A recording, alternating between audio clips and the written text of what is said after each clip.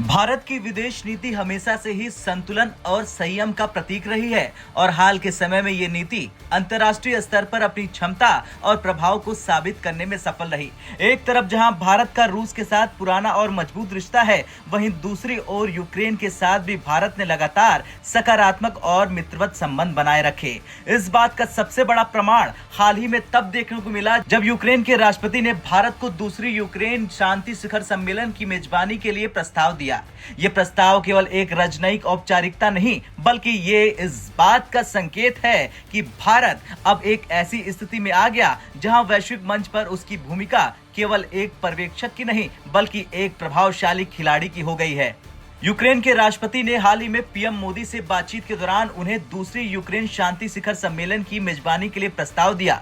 इस प्रस्ताव ने भारत के कूटनीतिक संबंधों को एक नई ऊंचाई दी। यूक्रेन के राष्ट्रपति ने कहा कि हम उन देशों से बात कर रहे हैं जो शांति सम्मेलन की मेजबानी कर सकते हैं और मैंने प्रधानमंत्री नरेंद्र मोदी से कहा है कि हम ग्लोबल पीस समिट भारत में कर सकते हैं। जेलेंस्की का ये प्रस्ताव पहली बार नहीं आया जब भारत ने यूक्रेन और रूस के बीच शांति की पहल करने की पेशकश की। इससे पहले भी प्रधानमंत्री मोदी ने जेलेंस्की से कहा था कि यूक्रेन और रूस को बिना समय बर्बाद किए आपस में बैठकर इस युद्ध को खत्म करने की कोशिश करनी चाहिए। भारत का ये रुख स्पष्ट करता है कि वो किसी भी रूप में युद्ध का समर्थन नहीं करता और हमेशा शांति का समर्थक रहा है। बता दें, पहला यूक्रेन शांति शिखर सम्मेलन जून में स्विट्जरलैंड में आयोजित हुआ था, जिसमें 90 से अधिक देशों और वैश्विक संस्थाओं ने हिस्सा लिया था।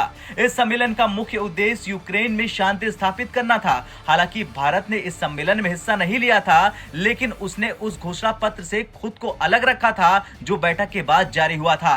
भारत का इस घोषणा पत्र से अलग रहना उसकी स्वतंत्र विदेश नीति का संकेत है, जिसमें वो अपनी सोच और रणनीतियों को बिना किसी दबाव के लागू करता है। भारत ने ये साफ कर दिया कि वो यूक्रेन संघर्ष के शांतिपूर्ण समाधान के लिए बातचीत करता रहेगा और इस बात का समर्थन करेगा कि सभी पक्ष एक परमानेंट समाधान खोजने के लिए बातचीत करें।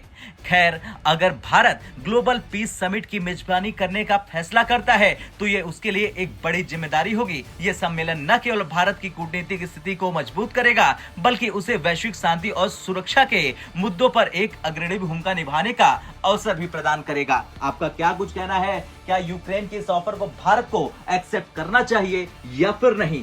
कमेंट कर जरूर बताएं। ब्यूरो रिपोर्ट, भारत तक।